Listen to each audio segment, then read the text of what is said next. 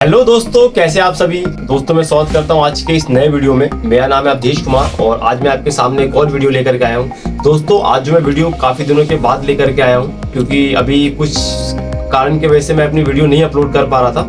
इस वजह से आने वाले टाइम पे मैं आपको बताऊंगा कि क्या प्रॉब्लम हो गई थी।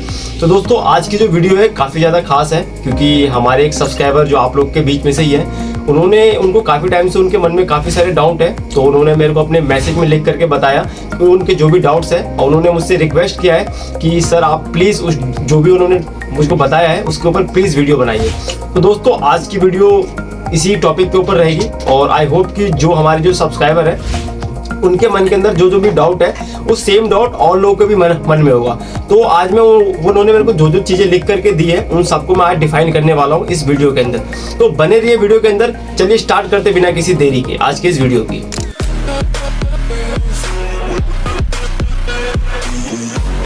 तो दोस्तों उन्होंने पहली जो चीज पूछी है, सबसे पहले उन्होंने ये पूछा है कि कोच अटेंडेंट की सैलरी कितनी होती है। तो दोस्तों मैं आपको बताना चाहूंगा, मैंने पिछले भी वीडियो के अंदर बताया है कि जो कोच अटेंडेंट की सैलरी होती है या सुपरवाइजर की सैलरी होती है या वेटेज स्टाफ की सैलरी होती है, इन सब की सैलरी दोस्तों डिपेंड करती है कंपनी के ऊपर कि आप किस कंपनी के अंडर में काम कर रहे हैं। पूरे भारत के अंदर अलग अलग रेलवे स्टेशन है, तो अलग अलग रेलवे स्टेशनों पे अलग अलग कंपनियां काम कर रही है। तो सबसे पहले डिपेंड करता है आपके कंपनी के ऊपर, और दूसरी चीज उस स्टेट के ग्रेड पे के ऊपर, क्योंकि दोस्तों आपको पता है कि जो दिल्ली का ग्रेड पे है वो कम है, वेस्ट बंगाल का ज़्यादा है, केरला की साइड की ज़्यादा है, बेंगलोर की साइड का ज़्यादा है, तिरुपति बालाजी की तरफ की ज़्यादा है। तो मतलब ये जितने भी स्टेट है इन सब में क्या है कि ग्रेड पे अच्छा मिलता है, वहाँ पे सैलरी अच्छी मिलती है। जो प्राइवेट कंपनी होती है वो दो तरीके की कंपनी होती है, एक होती है प्राइवेट लिमिटेड और एक होती है लिमिटेड कंपनी।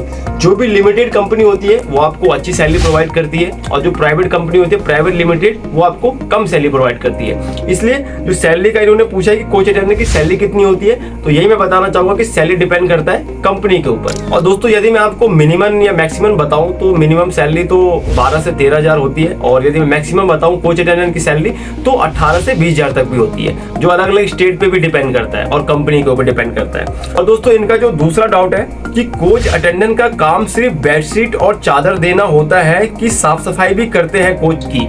तो दोस्तों इसके लिए मैं आपको बताना चाहूंगा कि कुछ कंपनियां ऐसी हैं जो सिर्फ अटेंडेंट को हायर करती है, उनकी अटेंडेंट की कंपनी अलग होती है और साफ सफाई वालों की कंपनी अलग होती है। तो ऐसी जगह पे क्या होता है कि जो कोच अटेंडेंट होते हैं उनको साफ सफाई का काम नहीं करना पड़ता, लेकिन कुछ कंपनियां ऐसी है जिनके अंदर साफ सफाई की कंपनियां नहीं होती, सिर्फ जो कोच अटेंडेंट होते हैं उन्हीं की कंपनियां होती है। तो वो लोग क्या करते हैं, जो कोच अटेंडेंट जिस कोच का उनको जिम्मेदारी दी जाती है, तो उस कोच में कोच अटेंडेंट को साफ सफाई भी करना होता है और चादर कंबल भी देना होता है। तो ये है कि अब अलग अलग जगह है, अलग अलग सिस्टम है। जैसे कि मान लो आप नई दिल्ली में कुछ कंपनियां ऐसी हैं, वहाँ पे क्या है कि साफ सफाई के लड़के अलग होते हैं और जो बेडशीट देने वाले लड़के वो अलग होते हैं। तो वहाँ पे क्या है कि काम डिस्ट्रीब्यूट किया गया होता है। उसके बाद भाई का जो तीसरा डाउट है, तो खाने का और रहने का फ्री रहता है कि पे करना पड़ता है, और अगर फ्री रहता है कहाँ पर रहता है, कोच में कहीं या अदर जगह। तो दोस्तों मैं आपको बताना चाहूंगा कि खाने पीने का जो सिस्टम रहता है स्टाफ लोग का कहीं भी फ्री नहीं है। जिस गाड़ी के अंदर पेंट्री कार होता है उस गाड़ी के अंदर भी स्टाफ लोग से थोड़ा बहुत पैसा लिया जाता है और उनको खाना प्रोवाइड किया जाता है। और आजकल क्या है कि आजकल सभी गाड़ियों के अंदर पेंट्री कार अलाउड नहीं है, जो छोटी रूट की गाड़ियां होती है उसमें पेंट्री कार नहीं होता। तो उन ट्रेनों में क्या होता है कि स्टाफ लोग को जो अपने खाने पीने का जो अरेंजमेंट है वो खुद करना पड़ता है। आपने मेरी कई सारी वीडियो के अंदर देखा होगा कि हम स्टाफ लोग अपना खाना हम परचेज करके खाते हैं। तो ये डिपेंड करता है ट्रेन के ऊपर और रूट के ऊपर। जो लंबी रूट की गाड़ियां होती है उसके अंदर पेंट्री कार होता है, तो उसके अंदर भी खाने का अरेंजमेंट हो जाता है, लेकिन उसमें भी आपको थोड़ा बहुत पैसा पे करना होता है। लेकिन जो छोटी रूट की गाड़ियां होती है उसमें आपको खुद अरेंजमेंट करना पड़ता है खाना। तो ये टोटली डिपेंड करता है कि आप किस रूट पे हैं और जो आपकी जो ट्रेन जर्नी है वो किस स्टेट के लिए जा रही है, उसमें पेंट्री कार है कि नहीं है। नहीं, खाने का पेमेंट तो आपको पे करना ही पड़ता है, चाहे थोड़ा हो चाहे ज्यादा हो, आपको पे करना पड़ता है। उसके बाद उनका जो चौथा डाउट है, और एक कोच में कितने लोग रहते हैं या दो कोच में कितने लोग रहते हैं। तो दोस्तों इन्होंने जो ये पूछा कि एक कोच में कितने लोग रहते हैं, तो देखिए इसका भी डाउट आपको जो कोच अटेंडेंट के काम से पता चल जाएगा। इसमें क्या है कि जैसे जो मान लो कि B1, B2, B3, यदि मान लो कि इन तीनों कोचों में एक एक स्टाफ है वहाँ पे वो कंपनी है जो दोनों काम को एक साथ अटेंड करती है, जैसे बेडरूम का भी और साफ सफाई का भी काम एक साथ देखती है। उसमें क्या होगा कि B1, B2, B3 इन तीनों कोच के जो स्टाफ होंगे वो अपना अपना कोच देखेंगे और अपने कोच में चादर कंबल भी देंगे और अपने कोच में साफ सफाई भी करवाएंगे। लेकिन जो यदि मान लो किसी और कंपनी के अंडर में हो जिसमें क्या है कि साफ सफाई का काम अलग होगा और वो कोच अटेंडर का काम अलग होगा, उसमें क्या होगा कि जो B1 का जो स्टाफ है और जो B3 का स्टाफ है वो क्या है कि वो B2 कोच को भी देखेंगे, दोनों मिलके आधा आधा। और जो B1 का स्टाफ B2 का स्टाफ होगा वो उन तीनों कोच की साफ सफाई देखेगा, यानी कि B1, B2 और B3 इन तीनों कोच की वो साफ सफाई देखेगा। और बाकी जो स्टाफ होंगे जो B1 का और B3 का होंगे वो उनके B2 के कोच का चादर कंबल देखेंगे। तो ये आपस की सहमति के साथ होता है। दोस्तों इनका जो 5वां डाउट है, 5वां क्वेश्चन है इनका कि और ड्यूटी किस कोच में लगती है, first AC, second AC, third AC या जनरल में। तो दोस्तों यदि मैं आपको बताना चाहूंगा इसमें कि मान लो कि हम इसमें क्या है कि अपने हमारे इंडिया में अलग अलग प्रकार की ट्रेनें चलती है, जैसे वंदे भारत हो गया, ये तेजस हो गया और ये हमसफर हो गया, गरीब रथ हो गया। तो ये है कि अलग अलग ट्रेनें हैं, राजधानी हो गई। इसमें क्या है कि कुछ ट्रेनें ऐसी होती है जिसमें फर्स्ट AC भी होता है, सेकंड AC भी होता है, थर्ड AC भी होता है, स्लीपर भी होता है और जनरल भी होता है। तो इसमें क्या है कि सभी स्टाफ की जो ड्यूटी है वो अलग अलग पार्ट्स में बटी होती है।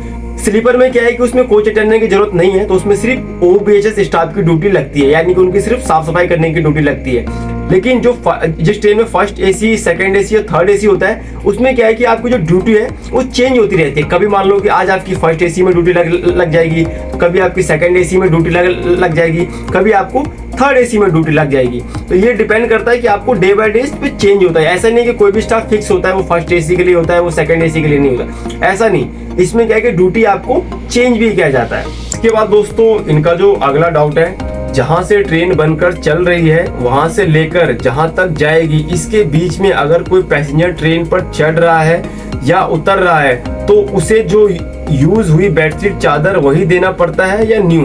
तो दोस्तों मैं आपको बताना चाहूँगा कि हम लोग को जो बेडशीट वगैरह चादर वगैरह जो मिलता है स्टाफ लोग को, वो क्या है कि काउंटिंग के हिसाब से मिलता है। और यदि मान लो कि आप लंबी रूट की आपकी गाड़ी है तो ऐसा होता है कि बीच में भी पैसेंजर उतरते हैं और नए पैसेंजर चढ़ते हैं, तो उनको दोस्तों कभी भी पुरानी बेडशीट नहीं देना, उनको नई बेडशीट देना होता है। जो कंबल होते हैं वो कंबल आपको वही प्रोवाइड किए जाते हैं और जो नया जो पिलो होता है पिलो का कवर चेंज किया जाता है। बाकी जितने भी आपके नए पैसेंजर बोर्ड करते हैं तो उनको आपको नया ही बेडशीट देना है, आपको पुरानी नहीं देनी है। और जो पुरानी बेडशीट होती है उसको कलेक्ट करके आपको रख लेना है। उसके बाद जब आप अपनी जर्नी कंप्लीट करते हो, जब आप अप एंड डाउन मतलब रिटर्न हो जाते हो, तो उन पुरानी बेडशीटों को सबमिट करके उसको लॉन्ड्री पे दिया जाता है ताकि वो वॉशिंग हो सके। इसके बाद दोस्तों इनका जो 7वां और सबसे अहम है कि छुट्टी मिलती है कि नहीं। तो दोस्तों इसमें सभी स्टाफ की डाउट रहता है मन के अंदर कि दोस्तों हम लोग मतलब रेलवे में काम कर रहे हैं तो इसमें छुट्टी का क्या हिसाब किताब है। कई लोग मेरे से स्टाफ लोग कमेंट में भी पूछते हैं और वैसे भी पूछते हैं। तो इसमें दोस्तों मैं आपको यही बताना चाहूंगा कि इसमें जो छुट्टी का जो हिसाब किताब होता है कि